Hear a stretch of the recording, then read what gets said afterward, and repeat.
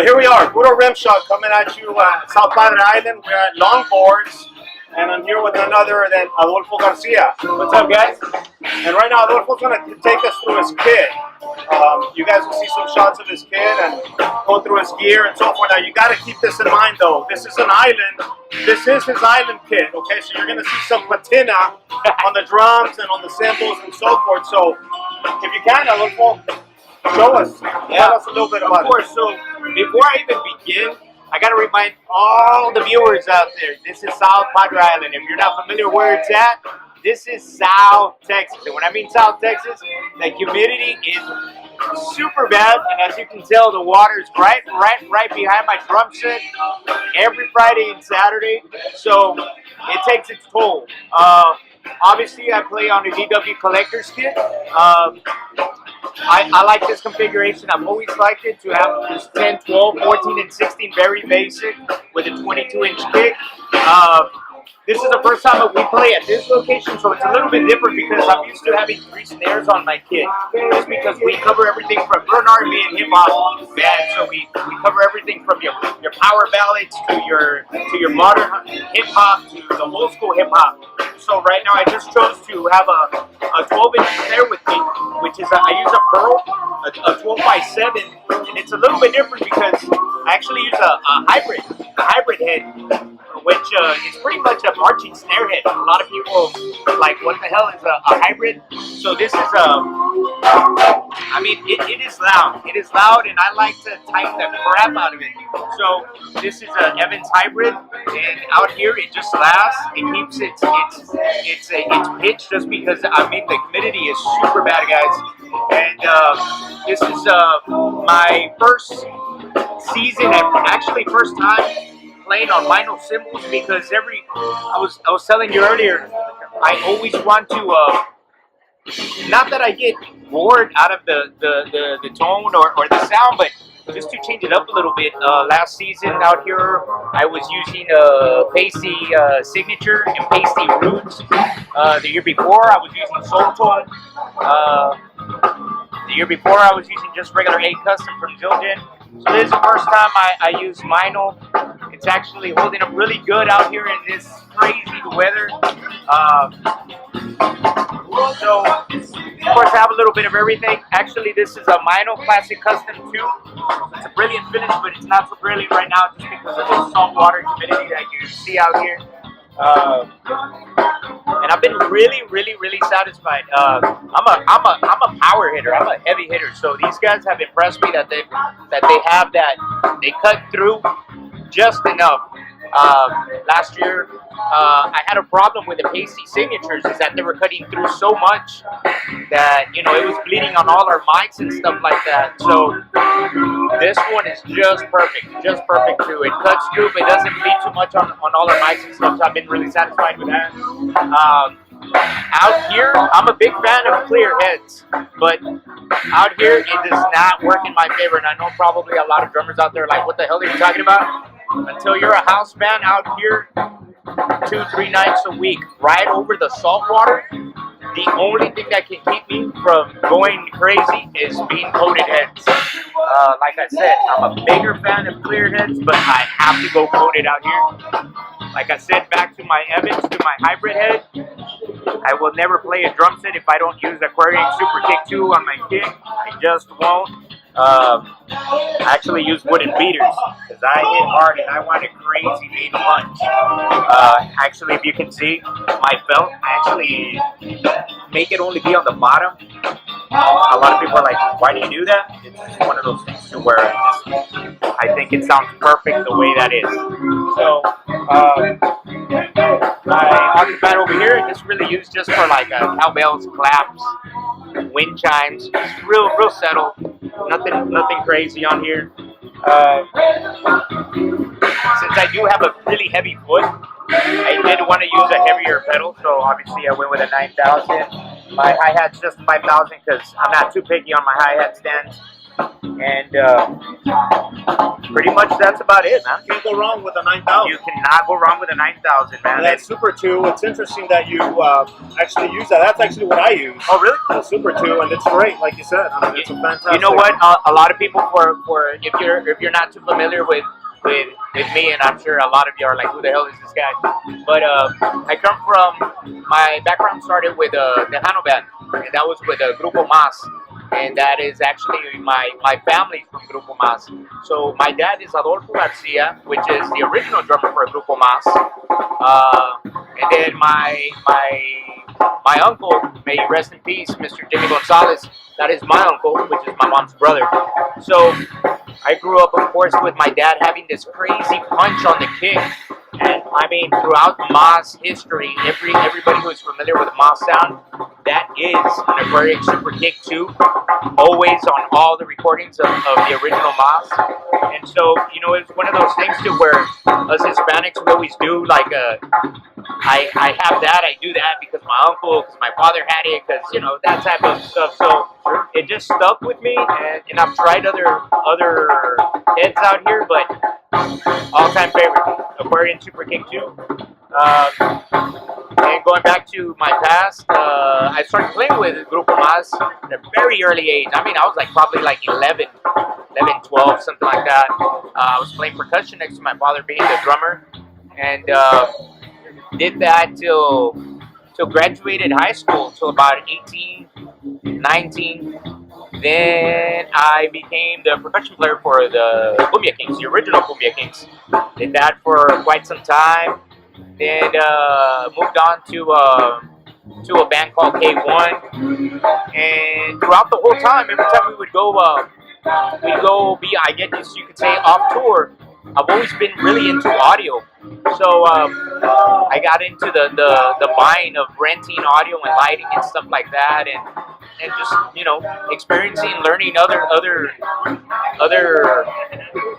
I guess other ways, because I always explain to everybody, man, there is no wrong or right way in anything that we do. I'm a conguero myself, so I don't play traditional. So I remember that we would be on tour, and I would talk to the congueros for Mark Anthony, for Shakira and stuff like that, and a lot of people would freak out that I would play like a drum set, high, medium, and low. And they're like, how can you be so fast and not be traditional playing? So, you know, other people might not agree with me that there's only a right way, but I mean, if I can play everything you can play, the same timing and stuff like that, I mean, a lot of people learn different ways. In fact, I have two friends that are left-handed and play right-handed drum sets, and you would never tell if they didn't tell you. So, you know, it's how you learn, how you picked it up. Sometimes they are bad habits, I'll agree, but you know, renting, and we rent for a lot of people, man. We do a lot of Latin artists, we do a lot of country artists, and we go all over the U.S. and stuff, man. And I get to see some really cool tips, tricks, all kinds of crazy ideas. And what's cool, man, when you talk to drummers always like to share stuff. You know, there's a lot of other people, other guitar players, keyboard players that always like to keep their knowledge to themselves. What I love about us drummers is that, I mean, I've talked to drummers, I mean, tons. Everybody from mariachi to banda to country to rock. We're always sharing ideas and stuff like that. So I love that. Recently, somebody was asking me, since I'm so picky, what in-ears was I using? And of course, just your typical, you can't go wrong using a Sennheiser. It's a G4 regular in-ear pack. And right now I'm using the Shure. These are the 535s. They work out for what I do. Nothing fancy, nothing custom. It does a job. Our bass player, of course, we're an R&B hip-hop band, so my bass player is just slapping and popping all night. So it handles it. It handles it. My kick is nice and solid in my ears. So on mics, I carry like 3 or 4 different sets of mics with me. And I'm going to be real honest, going back to that crazy saltwater humidity. These actually held, I won't mention other brands and stuff, but these hold up so much more than all your other fancy stuff that's out there. It's just, this this is a whole other ball game, man. Once you're playing over salt water, and this drum set's still up at 3, 4 in the morning, and the humidity. I mean, I'm constantly wiping it down once we start playing. So these Shure PG mics have actually held. The only thing that's not PG here is just the kick. You can't go wrong with a Beta 52. So that's actually what's inside there. And a lot of my magic comes from our sound guy. Our sound guy takes it to a whole other level. Which we will talk to. We will talk to you because there's a lot of people out there, a lot of drummers, and I actually work at Guitar Center. I've been at a pro audio specialist at Guitar Center for over 11 years at the Brownsville, Texas location. And man, if I get asked the question is, how should you use a compressor on your kick and snare? What kind of effects do you use? You know, what's your ratio? What's your this? So there's a lot of people out there that just do a lot of guessing when it comes to compression and gains and all these kinds of questions. So we are going to talk to Danny a little bit later just so he can give you a quick run through, just in case for all you drummers out there that are just curious, you know, that have always been guessing, and maybe he can help you break it down and understand that a little bit. And Danny's your tech guy, which will... Danny is my tech guy, but happens to be the sound guy for the band for Red Velvet. Like I said, we're an R&B and hip-hop, so, I mean, we cover everything from Earth, Wind & Fire to Chicago to Snoop Dogg to Bruno Mars to, I mean, you name it. So there's a lot of variation, and that's exactly why I was going back to always carrying 3 snares with me. But this guy, I mean, if you're doing hip-hop, you want that high pitch. So right now I just put this guy, which is a Pro, 12-inch by 7 with a hybrid, pretty much marching snare head. This is what I mean right here, guys. This hasn't even been 1 season right there. This is like half a season rust right here. And I'm constantly cleaning. In fact, I just changed these tension rods just last week, just because I constantly have to be changing out here. And going back to that, I have to give props to DW because I've never seen a video where somebody's breaking down DW hardware and talking about playing on an island on salt water. But let's see if I can show you really quick. In fact, this stand right here is going to show you what I'm talking about. Check out this leg right here. I mean, it is bad. And that's wiping it down. That's doing WD-40. Out here, since we are on the island, a lot of these people that are on the boats and stuff, they tell me, hey, you know, you need to buy this marine coat, this spray, this blah, blah, blah. Take off the rust, prevent rust. I'm constantly trying all kinds of stuff. But on this DW hardware, I've never, ever had to do anything. It's been with me for about, holy crap, I'm going to say about 5, 6 seasons out here. And nothing stripped, everything is holding in place, man. And a lot of people always, I'll show them just, this is brand new, guys. This is what I'm talking about right there, guys. So you can't come out here and just have regular hardware because it lives up to its name, huh? It lives up to its name, man. So all props to DW. Vinyl symbols. And like I said, man, in fact, these chains, man, that was the only thing I had to do. Recently, I just changed out the chains because it's that bad. And they were pretty bad. So other than that, man, we're cool. Super simple. Excellent. I think you guys are about getting ready. We are. Well, I'll let you get situated, Adolfo. And we'll be back. We'll be back. We'll talk more gear, and we'll get a little bit more insight on Adolfo. Here we go, guys. Puro RimShot coming at you from South Padre. I'm here at Longboards with Danny. Danny's Adolfo's tech, sound engineer, basically takes care of the sound, especially the drums. And he's going to talk to us a little bit about it. We may not get too technical. We'll be here all night. Yeah. But tell us what you do as far as compression, the snare kick. That's always people always have questions about that. If you want to go ahead and explain. The biggest secret to a really good drum sound, and very consistent drum sound, it starts with your drum kit itself. So making sure that you have fresh heads, making sure that your drum is well maintained as far as the lugs and everything. That's where it all starts. So once you learn how to tune your drum, you shouldn't have any problem getting it through the house. I try not to do very much to Adolf's drum sound just because it sounds good already the way it is. But where I put most of my effort is just into the tuning of it, making sure that he always has fresh heads. One of the things that we like to do, or that I like to do, is to kind of make a note of the date when we added the drum heads. So Keep some notes. Yeah. So since we gig every single weekend during the summer, we're super busy every single weekend. We have to make it a point to change out the heads every 2 months at the most. I think that's the most I'll go is like 2 months, and then after that we have to swap them out because they're so beaten up. The drums start sounding dead. So no matter what I do on the sound, it's not really going to change the sound of the drums if the drums are dead. The heads are dead. So try to maintain your drum as best you can, and learning how to tune. I think that's the most important thing. Tuning up your kit. Even mic placement. I noticed. I mean, I don't know if you guys will hear it later, but or at least the quality of what we're hearing, but it sounds very clean. Very clean. The kick is phenomenal. It sounds really great, punchy, tight. The snare's got a great crack to it. It's dry. It sounds really great.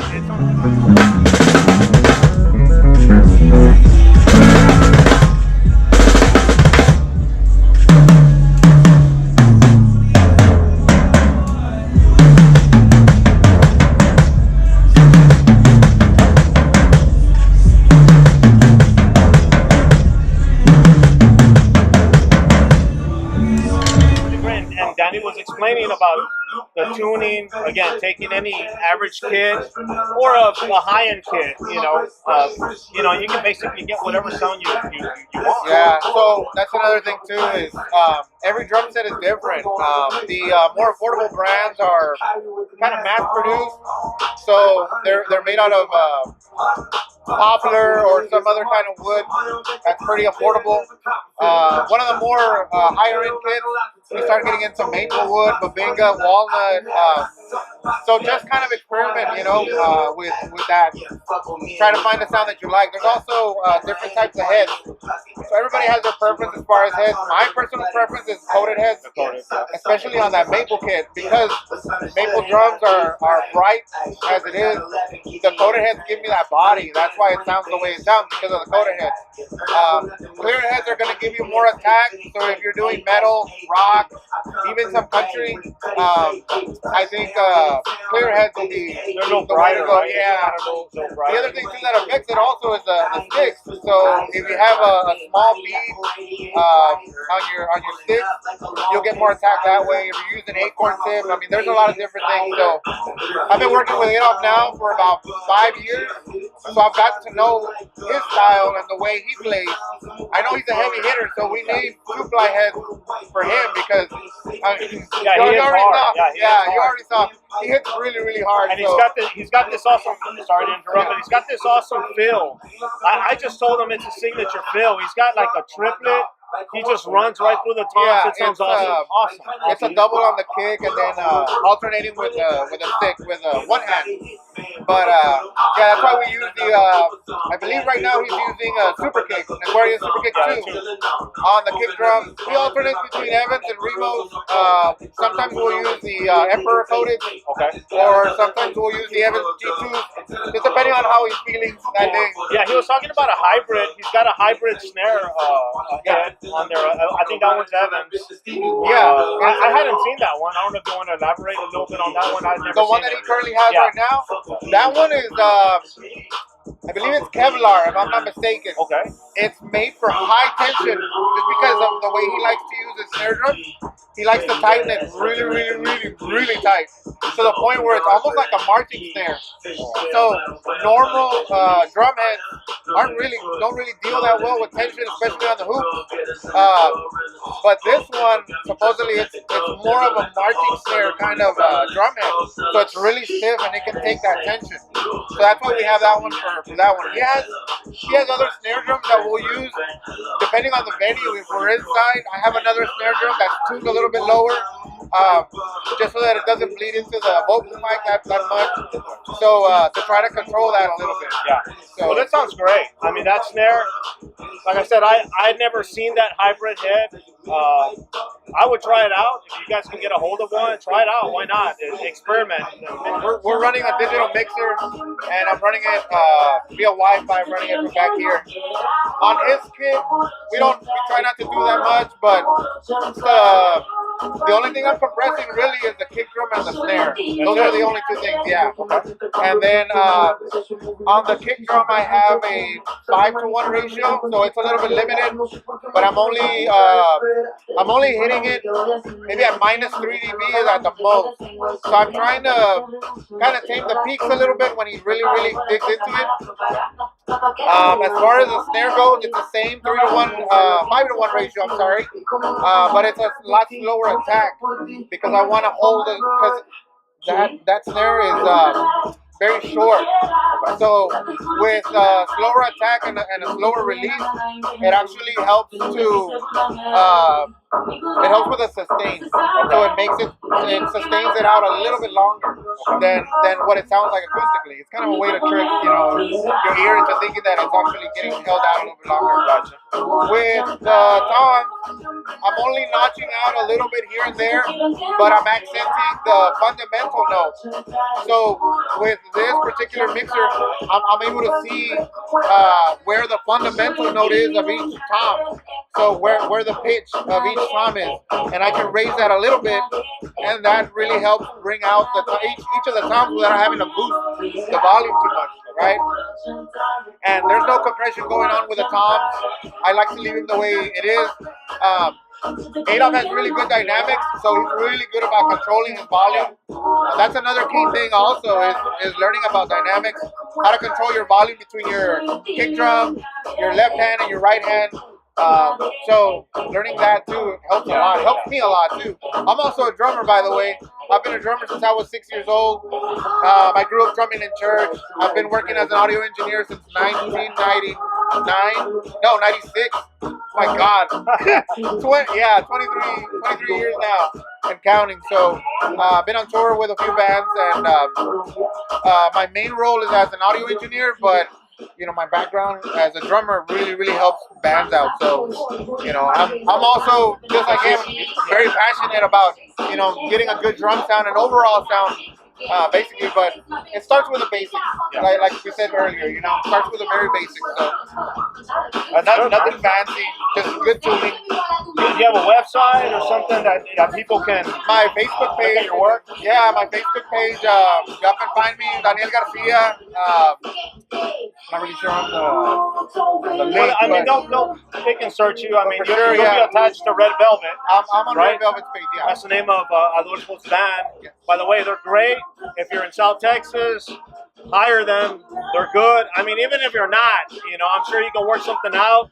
Maybe fly out their band.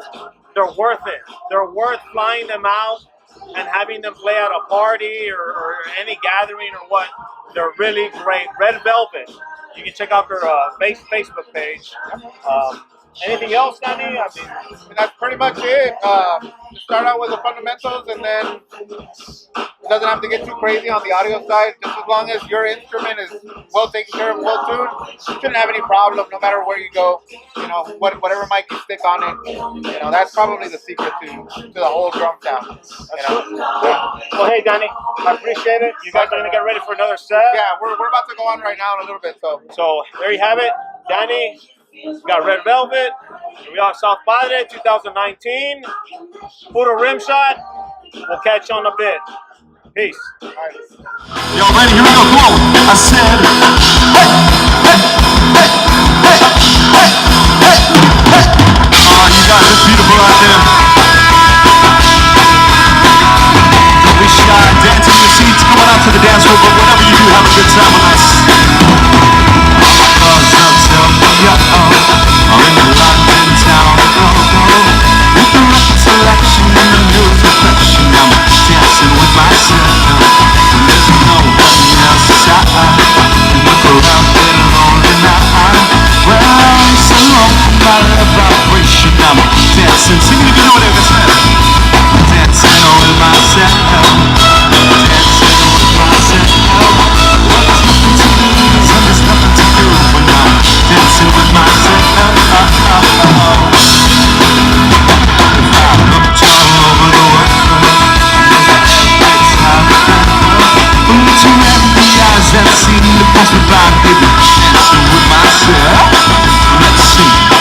good drink, 'cause it'll give me time to think. And if I had the chance, I'd ask the world to dance, and I'd be dancing with myself. Dancing with myself. Dancing with myself. Well, there's nothing to prove, but there's nothing to lose when I'm dancing with myself.